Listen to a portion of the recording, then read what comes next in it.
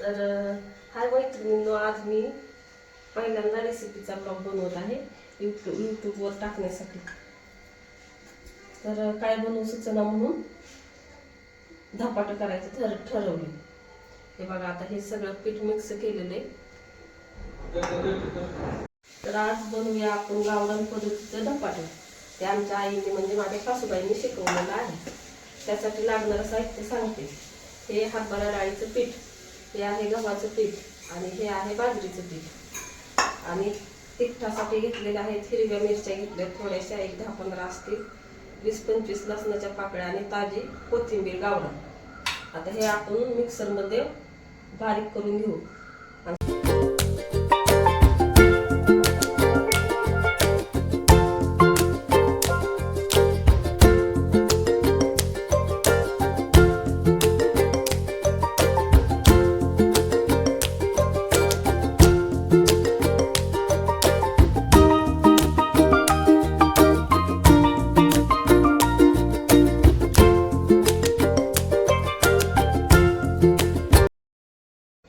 आता हे सगळं साहित्य आपण मिक्स करून घेऊ. डाळीचं पीठ थोडं जरा जास्तच घ्यायचं, म्हणजे चिकटपणा येतो. हे आपलं वाटण वाटलेलं.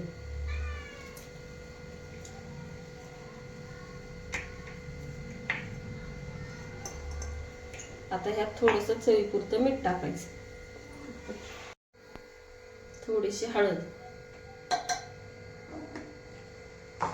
आणि थोडासा सोडा, एवढाच टाकायचा बस.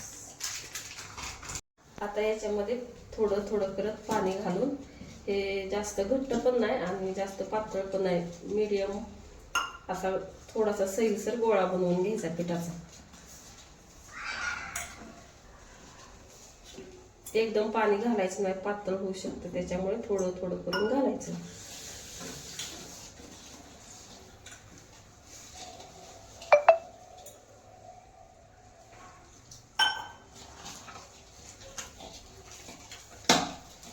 हे चांगलं हाताने मिक्स करून घ्यायचं, एकजीव सगळं करून घ्यायचं.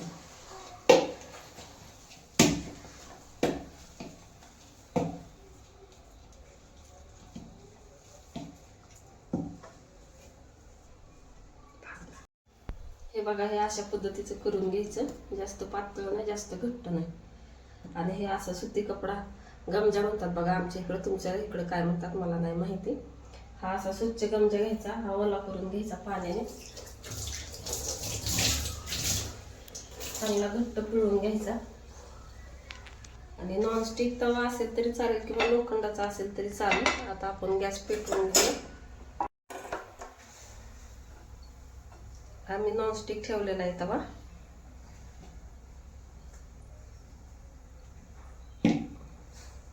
जरा गरम होऊ द्या, तोपर्यंत आपण धपाटं थापून घेऊया.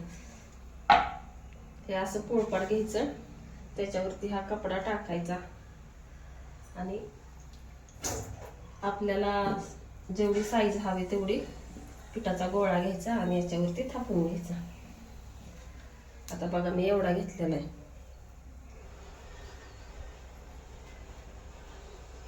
जरा पाण्याचा हात लावून ओला करायचा आणि अशा प्रकारे हे असं असं अलगद हाताने असं दाबून दाबून हे पसरून घ्यायचं गोल.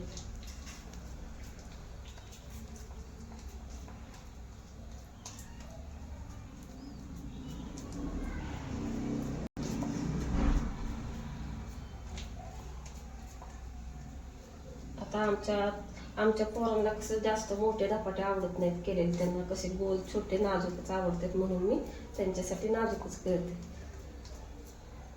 हे असं 3 होलं करून घ्यायचे त्याच्यामध्ये, म्हणजे आतमध्ये तेल जातं त्याच्यामध्ये आणि ते चांगले खरपूस भाजले जातात. आता आपण तव्यामध्ये तेल टाकून घेऊया.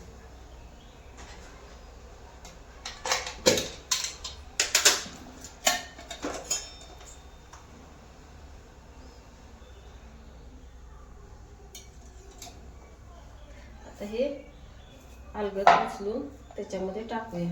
हे टाकायला जरा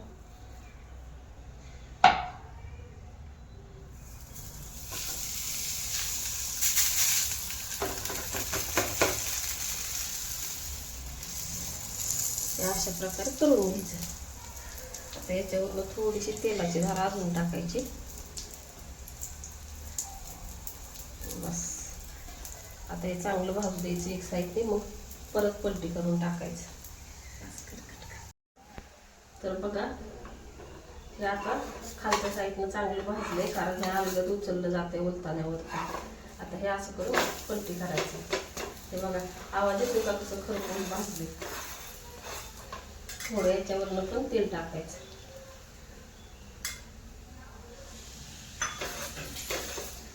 आता हे चांगलं दोन्ही साईडने भाजून घ्यायचं.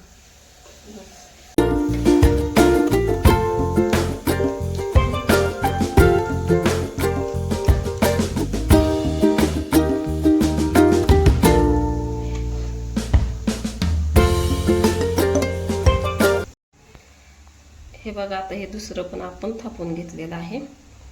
आता हे चांगलं आपलं खरपूस भाजलेलं आहे. त्याला आपण साईडला काढून घेऊ.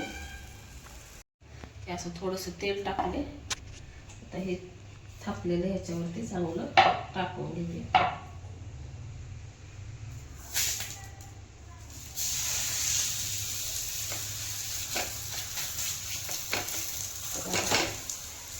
त्याला थोडासा पाण्याचा हात लावायचा, कारण वाफ हाताला दाबली जाते.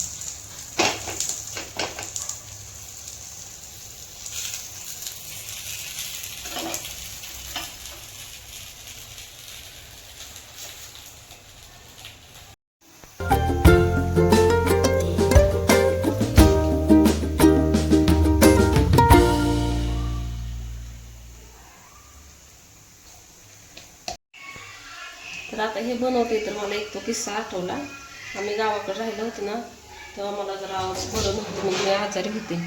तेव्हा आमच्या सासूबाईंनी मला तोंडाला चवच नव्हती, काय खाऊशी वाटत नव्हतं, म्हणून त्यांनी मला हे बनवून खायला दिलं. दही, धपाटं आणि तळलेली हिरवी मिरची. एकदम भारी. ते खाल्ल्यावर मला एवढं बरं वाटायला लागलं, तोंडाला चव आली मला ते खाल्लं. त्याच्यामुळे आजारी असलं कोण खाऊशी नाही काय वाटलं की असं चटपटीत करून द्यायचं खायला. खाणारं पण आवडीने खातं.